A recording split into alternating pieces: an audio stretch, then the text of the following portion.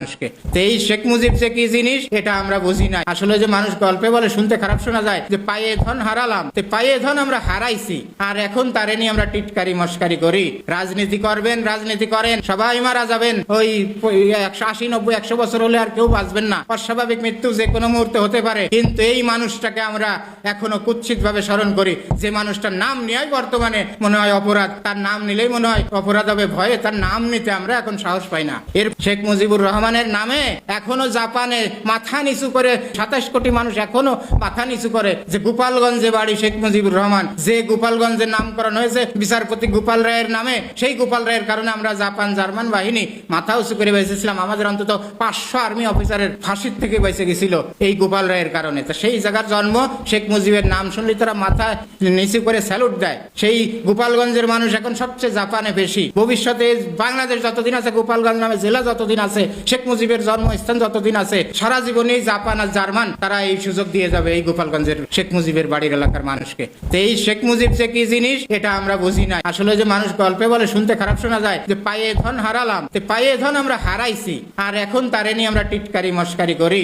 রাজনীতি করবেন, রাজনীতি করেন, সবাই মারা যাবেন, ওই 80, 90, 100 বছর হলে আর কেউ বাঁচবেন না, অস্বাভাবিক মৃত্যু যে কোনো মুহূর্তে হতে পারে। কিন্তু এই মানুষটাকে আমরা এখনো কুৎসিত ভাবে স্মরণ করি, যে মানুষটার নাম নিয়েই বর্তমানে মনে হয় অপরাধ, তার নাম নিলেই মনে হয় অপরাধ হবে, ভয়ে তার নাম নিতে আমরা এখন সাহস পাই না। এর পরিণতি যে কত খারাপ, এর পরিণতি যে ভবিষ্যতে কোথায় নিয়ে দাঁড় করাবে এই দেশকে জানেন না। আসেন আমরা সবাই মিলে চার যে দল করি, দলমত, জাতি, ধর্ম, বর্ণ এগুলো থাকবে আলাদা, কিন্তু আমরা অন্তত এই গোপালগঞ্জের ওই গোপাল রায়, ওই কুষ্টিয়ার বিনোদ বিহারী পাল, এই গোপালগঞ্জের শেখ মুজিবুর রহমান, এই মানুষগুলোকে তারা মরে গেছে, তাদের আত্মার শান্তি কামনা করি, তারা যাতে পরকালে ভালো থাকে এবং তাদের নীতি নৈতিকতা নিয়ে আমরাও যাতে তাদের মতো বীর হয়ে, তাদের মতো বাঘ হয়ে চলতে পারি এবং সারা বিশ্বে বাংলাদেশকে মাথা উঁচু করে দাঁড় করাতে পারি। আসেন সেটা করি। শেখ মুজিবকে সম্মান আমরা আসলে বাঙালিরা যে দিই না, আমরা খুব অপরাধ করতেছি, আমরা নীতি নৈতিকতার কাছে খুব ছোট হয়ে যাচ্ছি। এটা আমরা না করি, আমরা শেখ মুজিবকে সম্মান দিই, জিয়াউর রহমানকে সম্মান দিই, এদেশের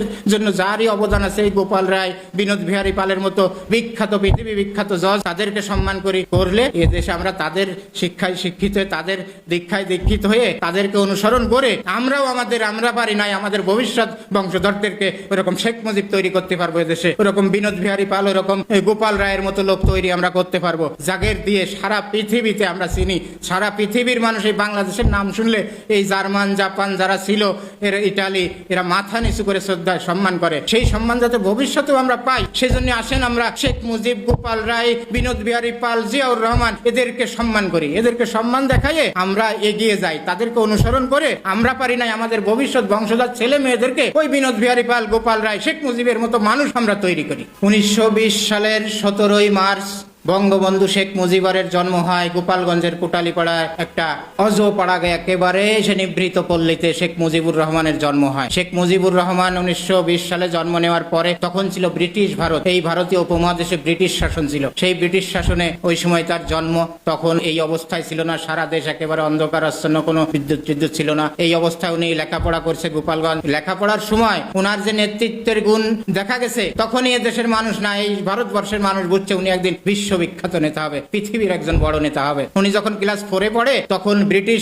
গভর্নর আসছিল সফরে, ওই স্কুল সফরে ওই গোপালগঞ্জে। গোপালগঞ্জের একটা আলাদা নাম আছে, এটা আসলে আর একদিন বলতে চাই, তারপরে একটু বলে যাই। দ্বিতীয় বিশ্বযুদ্ধে যখন আমেরিকা জাপানের হিরোশিমা নাগাসাকিতে অ্যাটম বোমা মারে, অর্থাৎ দ্বিতীয় বিশ্ব চলতেছিল, ওই দ্বিতীয় বিশ্বযুদ্ধের জার্মানের সাথে ছিল জাপান, বার্মা, অস্ট্রিয়া, বিভিন্ন দেশ, আর ইটালি, এরা ছিল জার্মানের সাথে। আর আমেরিকা, রাশিয়া, ফ্রান্স, ইংল্যান্ড, চীন, এই ভারতবর্ষ, এরা ছিল হলো আমেরিকার সাথে মিত্র বাহিনী, বলতে এদেরকে মিত্র শক্তি। এই মিত্র শক্তির সাথে জার্মান, জাপান বাহিনী যুদ্ধ করেছিল। যুদ্ধ করার পরে জাপান, জার্মান বাহিনী যখন হেরে যায়, দ্বিতীয় বিশ্বযুদ্ধে হেরে যাওয়ার পরে, তখন আন্তর্জাতিক আদালত বসছিল, 15 জন বিচারপতি নিয়ে একটা জজ কোর্ট বসছিল এই যুদ্ধ অপরাধী জাপান, জার্মান সেনা বাহিনীর কমান্ডারদের বিচার করার জন্য। তা ওই বিচারের, ওই আন্তর্জাতিক আদালতে বাংলাদেশের 2 জন বিখ্যাত বিচারপতি ছিলেন, বিচারপতি বিবি পাল, বিনোদ বিহারী পাল কুষ্টিয়ার, আর বিচারপতি গোপাল রায়। সেই গোপাল রায়ের রায়ের নামে গোপালগঞ্জ জেলার নামকরণ হয়েছে, এখনো সেই গোপালগঞ্জ আছে। এইতে গোপাল রায়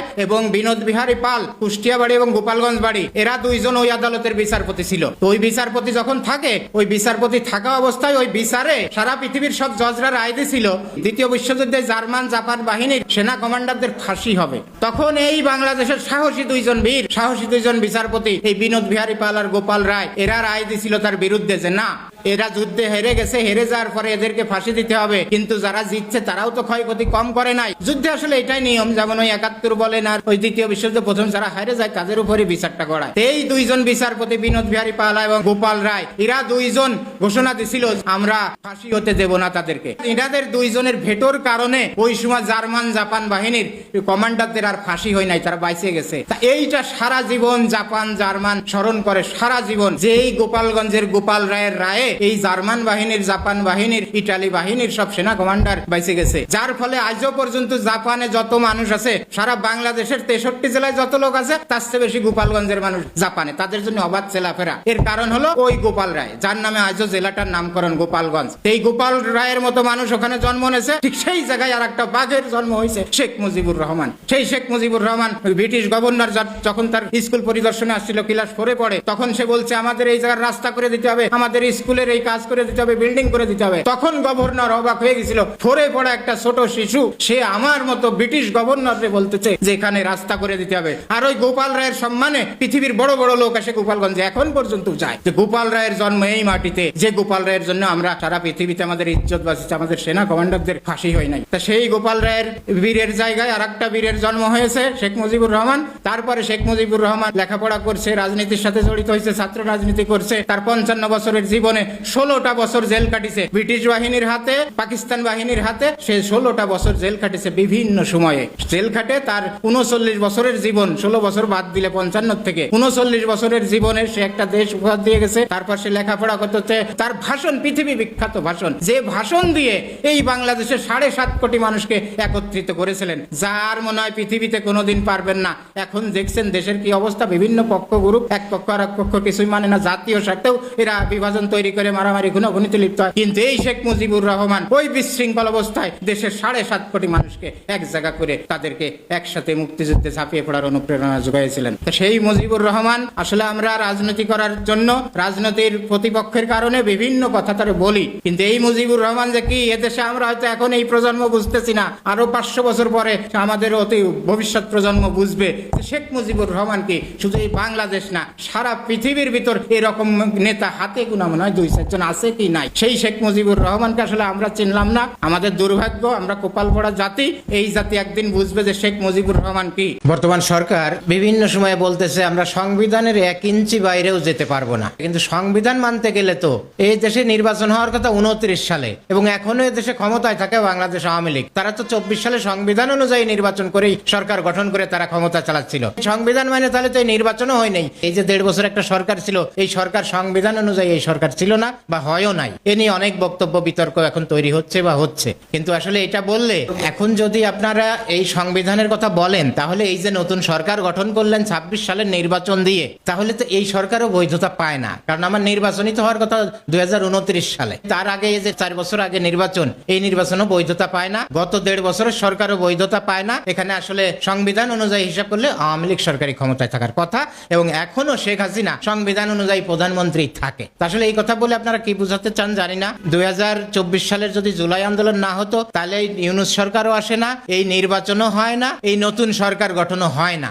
জুলাই যোদ্ধাদেরকে ছোট করার জন্য বা আপনাদের বর্তমান যে সংসদের অপোজিশন বা বিরোধী পক্ষ জামাতে ইসলাম এনসিপি যে জোট, তাদেরকে ছোট করার জন্য আপনারা এগুলো বলেন, কিন্তু ওইটা না। সংবিধান অবশ্যই দরকার এবং সংবিধান অনুযায়ী কাজ করতে হবে, সেটাও ঠিক। কিন্তু মাঝখানে যে 1.5 বছরের যত ঘটনা, সরকার, এই নির্বাচন, মব কালচার, বিভিন্ন বিষয়, এগুলো আপনি সাংবিধানিকভাবে কিভাবে এটা শেষ করবেন? এটা সাংবিধানিকভাবে শেষ করার কোনো সুযোগ নাই। সেজন্য আপনারা সংবিধান এবং এই 24-এর ঘটনার পরিপ্রেক্ষিতে যে সরকার, এই সরকারের সমস্ত দিক বিবেচনা বিশ্লেষণ করে ওই বিরোধী দলকেও ছাড় দিয়ে সরকারি দল হিসেবে নিজেরা নিজেদের আরো উদারতা দেখায় সুন্দরভাবে একটা সমাধানে আসেন, সেখানে সবাই মিলে সহ অবস্থানের রাজনীতির পরিবেশ তৈরি করেন এবং সুন্দরভাবে দেশটাকে এগিয়ে নিয়ে যান। আমরা এই 20 কোটি জনগণ চাই দেশটাকে এগিয়ে নেওয়ার জন্য সবাই মিলে কাজ করুক। সেখানে সরকারি দল বিরোধী দল ওই বলেন পতিত আওয়ামী লীগ তাদের অপরাধীদের বিচার করেন, দ্যাটস ওকে, কোনো সমস্যা নেই, কিন্তু ভালো মানুষগুলো যেন আর হয়রানির শিকার না হয়, তাদেরকে আর নির্যাতনের মধ্যে না ফেলে সুন্দরভাবে দেশটাকে সবাই মিলে এগিয়ে নিয়ে যান। আমরা সবাই মিলে সহযোগিতা করবো। চোখে চোখ রেখে কথা বলার, নিজের সম্মান ইজ্জত বজায় রেখে পররাষ্ট্রনীতি চালানোর সেই নীতি আমরা চাই। আমরা ওই চিৎকার মার্কা পররাষ্ট্রনীতি আমরা আর দেশে দেখতে চাই না। আমরা এখন শক্তিশালী পররাষ্ট্রনীতি দেখতে চাই, যে পররাষ্ট্রনীতি দিয়ে আন্তর্জাতিক অঙ্গন জয় করবে এই বাংলাদেশ। যখন যে সরকারেই থাকে পররাষ্ট্রনীতি থাকে খুব নতজানু। আসলে নতজানু তো এরকম ওই চিৎকার মার্কা পররাষ্ট্রনীতি। কোন দেশ বা কোন পক্ষ বা কোন দেশ এই সরকারকে বলতে হয় শীত হাও শীত হচ্ছে, কায়ত হাও কায়ত হচ্ছে, উপুর হাও উপুর হচ্ছে, মানে এদের নিজস্ব স্বকীয়তা স্বাধীনতা বলে আর কিছু নাই। এই জন্যই বলি আমি চিৎকার মার্কা পররাষ্ট্রনীতি ছিল এতদিন, কিন্তু ব্যর্থ। আপনাদের যে কুরুচি, এই এক মহিলার ভয়ে যে আপনারা সবাই লুকিয়েছিলেন, এটাই তো ঠিক ছিল। আমি দেখছি ঠিক ছিল। আমার কাছে তো মনে হলো যে এখন সবাই যেমন বলছে আগেই তো ভালো ছিলাম, এটাই তো ঠিক ছিল। কি করছেন কি আপনারা শিয়ালের দলের মতো এই সরকারকে পতন করে আপনারা জেল নাই হাজত নেই প্রত্যেককে ছেড়ে দিচ্ছেন। প্রত্যেককে আপনারা দেখছেন না পর্যন্ত যে তার কি ক্রাইম ছিল, তার হচ্ছে আগের ক্রাইমের রিভিউ কি ছিল, তার হচ্ছে বিফোর শয়তানের মতো লুকানো ছিল জেল হাজতে। আপনারা এখন সেই সব বের করে দিয়ে আপনারা কি করছেন জানেন? লোকালয়ে শিয়াল ছেড়ে দিয়ে আপনারা হচ্ছে মানুষের নিরাপত্তা খুঁজছেন। আপনি লোকালয়ে মানুষ খেকো শিয়াল ছেড়ে দিয়ে, নোংরা হায়না ছেড়ে দিয়ে আপনারা বলছেন মানুষের নিরাপত্তার কথা। সেটা কি আদৌ সম্ভব? এটা আপনাদের কাছে আমার প্রশ্ন। এবং সর্বোপরি নিরাপত্তার যে বিষয়টা, কেন আসিয়া আজকে এভাবে করে রেপ হবে? কেন একজন প্রেগনেন্ট মহিলা এভাবে করে রেপ হবে? জবাব দেন আপনারা। এটা আপনাদের কাছে আমার কোয়েশ্চেন। কি কারণে হবে? এত বছর তো এভাবে করে হয়নি, হয়েছে একটা দুটা হলে সেটার জন্য স্টেপ নেওয়া হয়েছে। প্রাইম মিনিস্টার ছিলেন শেখ হাসিনা, উনি অনেক সাহসী মহিলা ছিলেন। আমার কাছে তো এখন মনে হচ্ছে যে কিছু মানুষ যেমন ভেতরে ভেতরে আসলে অনেক কিছু রেখে দেয়, কষ্টও নিজে হজম করে কিন্তু অন্য কাউকে পরিবারে বুঝতে দেয় না, এরকম অনেক মানুষ আছে। উনি এই দেশের জন্য ঠিক ওরকমই একজন মহিলা ছিলেন, ওরকমই একজন সরকার ছিলেন, যিনি ভেতর ভেতর কষ্ট পেয়েও আমাদের হয়তো বিষয়গুলি জানান নাই। আমরা ভেতর বাইরে থেকে আমরা খারাপ মনে করছি, কেন অমুককে ফাঁসি দিয়েছে, কেন অমুককে সে কারাগারে পুরে রেখেছে, কেন অমুককে সে তার এই স্টেপিং করছে, কেন যাবজ্জীবন মানে সাজা হচ্ছে। এখন তো দেখছি উনিই ঠিক ছিলেন, উনি ভালো কাজ করেছেন, উনি উচিত কাজ করেছেন। বিগত সরকার যা করেছে উনি ভালো করেছেন, আমরা তখনই ভালো ছিলাম, তখনই আমরা ঠিক ছিলাম। এখন আপনারা যা করছেন, আমি সাধারণ জনগণ, সাধারণ মেয়ের কাতার থেকে বলছি, দেশের 18 কোটি জনগণের কাতার থেকে বলছি, এবং দেশে জনগোষ্ঠীর অর্ধেকের বেশি মহিলা মানুষ 12 কোটি যদি হয় সেই কাতার থেকে বলছি। আসলে এই বিষয় নিয়ে যদি বলতে যাই, আপনি যে পুরুষ জাতির অন্তর্গত, মানে আপনার সাথেও আমার কথা বলা চলে, দায়বদ্ধতা আপনারও আছে। এটা যে কতটা লোমহর্ষক এবং কতটা কষ্টের বিষয়, যার পরিবারের সাথে আসলে এটা ঘটেছে, এটা সে ছাড়া আমার মনে হয় না অন্য কেউ জানলেও ভাবে জানে। আপনি গত 7 দিন আগের একটা স্ট্যাটিক্স আছে, হয়তো আমার একটু সময় একটু ভুল হতে পারে, 45 ঘন্টায় আপনার 72 বা 75 জন নারী ধর্ষিত হয়েছে। এই কিছুদিন আগে 7 দিন হবে, অ্যারাউন্ড 7 দিন বা 8 দিন হবে। তারপরে কালকে গেল হচ্ছে নারী দিবস, কালকে একটা দিনে 24টা ঘন্টাও কালকে পার হয়নি, তার মধ্যে 10টা ধর্ষণ হয়েছে। এর দায়বদ্ধতা কার? এর দায়বদ্ধতা কার? এই সমন্বয়কারী সরকারের, এই ইউনূস সরকারের? ধর্ষণ কারা হয়েছে? ধর্ষণ কোথায় হয়েছে? সমন্বয়কদের মা বোন হয়েছে? সমন্বয়কদের ছেলেপেলে হয়েছে? সমন্বয়কের কোনো বাসার কোনো বাচ্চা মেয়ের হয়েছে? না ইউনূস সাহেবের তার পরিবারের কেউ হয়েছে? নাকি নেতাকর্মী যারা আছেন তাদের হয়েছে? হয়েছে কাদের? হয়েছে সাধারণ মানুষ, খেটে খাওয়া মানুষ, যাদের বলার কিছু নেই, যাদের দাঁড়ানোর জায়গা নেই, তাদের সন্তানাদের সাথে হয়েছে। কেন হয়েছে? কী জন্যে হবে? আপনারা আমাদের সংস্কার দেখাচ্ছেন, অমুকের বাড়ির নিচে হচ্ছে গিয়ে আয়নাঘর সংস্কার দেখাচ্ছেন, আপনারা বাড়ি ভাঙছেন নির্বিচারে। আপনারা কেন এই জায়গায় সংস্কার আনতে পারছেন না? কী কারণে আজকে আসিয়া মানে ধর্ষণ হবে? ওইটুকু একটা 8 বছরের বাচ্চা। কী কারণে প্রেগনেন্ট মহিলা ধর্ষণ হবে? কী জন্যে হচ্ছে গিয়ে আজকে আপনার পথকুলি শিশু ধর্ষণ হবে? কেন স্কুলে কেউ যেতে পারবে না? কিছু বললেই বলেন 16 বছর আপনারা কোথায় ছিলেন? 16 বছর কি এইভাবে ঘনহারে ধর্ষণ হয়েছে? একটা স্ট্যাটিক্স দেখান যে একদিনে এতগুলি ধর্ষণ হয়েছে 16 বছরে। হ্যাঁ, সামহাও দুটো একটা যখনই ধর্ষণের ঘটনা হয়েছে তখনই প্রাইম মিনিস্টার শেখ হাসিনা উনি নিয়েছে টিট ফর ট্যাট। উনি খুব স্ট্রিক্ট মহিলা ছিলেন, ওনাকে আমরা স্বৈরাচার মনে করেছি, ওনাকে আমরা ফ্যাসিস্ট মনে করেছি, ফ্যাসিস্ট স্বৈরাচারী মনে করে তাকে আমরা অনেক খারাপ ভেবেছি। কিন্তু এখন এই সময় এসে আজকে 8 মাস পরে বলতে হচ্ছে যে উনিই ঠিক ছিলেন। কত রাতে বিরাতে এখানে ওখানে গেছি, কত আমরা এখানে ওখানে রাত যাপন করেছি, আমরা ফ্যামিলি নিয়ে গেট টুগেদার করেছি, ফ্যামিলি নিয়ে আমরা এই যে এরকম সেহরির সময় এখানে ওখানে আমরা গিয়ে ফুল ফ্যামিলি মিলে রাত যাপন করেছি, মাওয়া গিয়েছি, কত রিসোর্টে ফুল ফ্যামিলি নিয়ে গেছি, বিয়ের অনুষ্ঠান হয়েছে। কই কোনো দিন তো একটা ধর্ষণের শিকার হয়নি, কোনো দিন একটা ইফটিচিংয়ের শিকার হয়নি। আজকে আমি বাসা থেকে বের হব, আমাকে বলে বের হতে হয়, আমাকে স্প্রের পানি নিয়ে বের হতে হয়, মরিচের স্প্রে, আমাকে কাঁটা চামচ নিয়ে বের হতে হয়। কি কারণে, মানে কারণটা কি? আপনারা কি মানে হচ্ছে গিয়ে মানে এখন এই সরকারকে পতনের মেইন কারণ কি ছিল? শেখ হাসিনাকে ওনাকে স্টেপ ডাউন করার মেইন কারণ কি ছিল? তাহলে আপনারা ধর্ষণ করতে পারেননি, সেটা মেইন কারণ ছিল? হ্যাঁ, আমি তো এখন স্পষ্ট দেখছি যে উনি এই একজন মহিলা, স্ট্রিক্ট মহিলা, উনি একা সারা দেশকে উনি যেভাবে করে হাতের মুঠোয় রেখে শাসন করেছেন, এটাই তো এই দেশের জন্য ঠিক আছে। খালি আমরা বলছি উনি ফ্যাসিস্ট। এই দেশের জনগণ, এই দেশের যে পুরুষতান্ত্রিক আপনাদের যে অন্যায়, আপনাদের যে কুরুচি, এই এক মহিলার ভয়ে যে আপনারা সবাই লুকিয়েছিলেন, এটাই তো ঠিক ছিল। আমি দেখি উনিই তো ঠিক ছিল। আমার কাছে তো মনে হলো যে এখন সবাই যেমন বলছে আগেই তো ভালো ছিলাম, এটাই তো ঠিক ছিল। কি করছেন কি আপনারা শিয়ালের দলের মতো? এই সরকারকে পতন করে আপনারা জেল নাই, হাজত নেই, প্রত্যেককে ছেড়ে দিচ্ছেন। প্রত্যেককে আপনারা দেখছেন না পর্যন্ত যে তার কী ক্রাইম ছিল, তার হচ্ছে আগের ক্রাইমের রিভিউ কী ছিল, তার হচ্ছে বিফোর তার কী ক্রাইমের জন্য তাকে থানায় জেল হাজতে পুরো রাখা হয়েছিল। সেগুলি যদি আপনারা একটু দেখেও যদি আপনারা আসামিগুলিকে ছাড়তেন তাও তো হতো। ক্রিমিনাল সে কেন ক্রিমিনাল, সে কী কাজে, আপনারা গণহারের প্রত্যেকটা ক্রিমিনালকে ছেড়ে দিচ্ছেন। আপনারা ছেড়ে দিয়ে দেশের কী হাল করেছেন, কী হাল মানে কি আরম্ভ করেছেন কি? আপনাদের ঘরে মা বোন, আপনাদের বাচ্চা ধর্ষণ হয়নি বলে আপনাদের গায়ে লাগছে না?